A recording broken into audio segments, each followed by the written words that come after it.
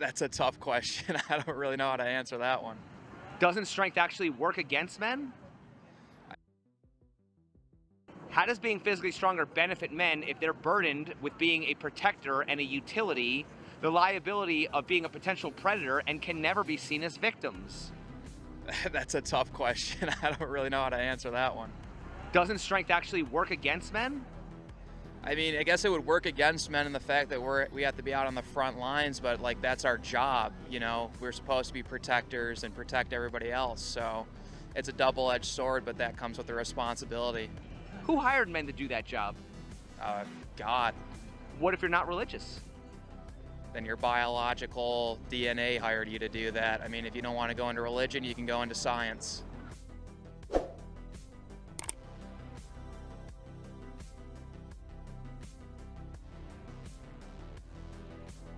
What's going on? This is the Silver Stranger 01. Be sure to like, share, and subscribe. Strangers gather as the world is on the verge of shatter. Let's get into it. Because that's If you don't want to go into religion, you can go into science.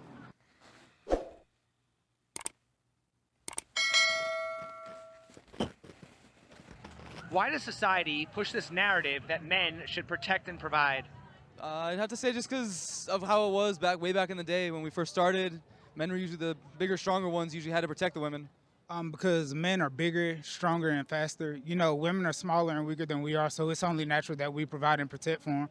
I think that's just because that's society's interpretation of how it's always been, or like how things were in the past. But I think that's a different thing today than it has been before. It's not possible to keep those same gender roles. You know, I think that women have to step up more in a way that they didn't have to before, just to make sure they can survive. It's expensive to live in this world today, and I think men and women have to pull the same weight, in my personal opinion. If men should protect because they're physically stronger, should people with darker skin be required to work outdoors because they tolerate sun better, or would that sound crazy? That would sound crazy, but I love the analogy there. But yeah, that would sound crazy, just like to your point. It does sound crazy. I don't personally believe that men should like be enforced to like protect, and that should be like kind of even on both to protect each other if you're in a relationship with somebody. But that's a fair point. Why does our society only use biology to justify male obligations? That's a good question. I think because of, I guess, the like standard that has been set throughout society, people continue to enforce it. Why is biology considered sexist when That applied was to my women, answer. racist when applied to groups, but common sense when applied to men's protector-provider roles? I think usually just because men are usually already set into that role, whereas when we say it about women or people of color, it's usually meant as an offensive term. Now, you're not going to get me to say that darker skin needs to be outside, but when it comes to like men and women, I think a lot of things need to be like re-looked at, and just re-looked at how society is shaped to really how the man and woman work together.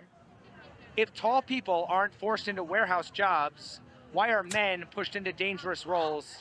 I don't think men should be, but again, I think it's the same precedent. Like men working blue collar or things like that. It's kind of like a societal standard that has just been set and continues to be enforced.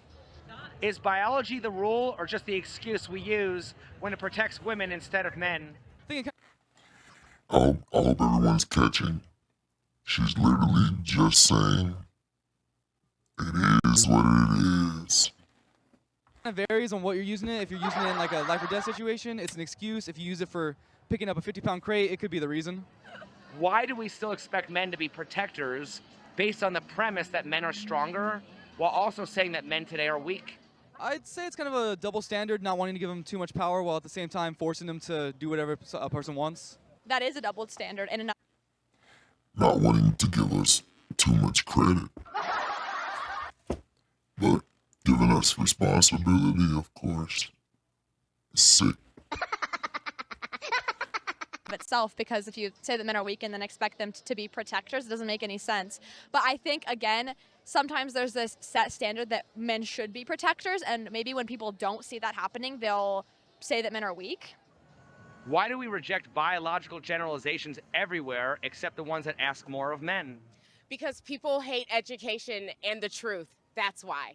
Is that science or a cultural script that only benefits one side? I a cultural script that definitely benefits one side. I think scientifically, obviously, men and women are different, and that's like a known fact. But I think that when whatever side you're argues, they're going to use it to benefit what they believe.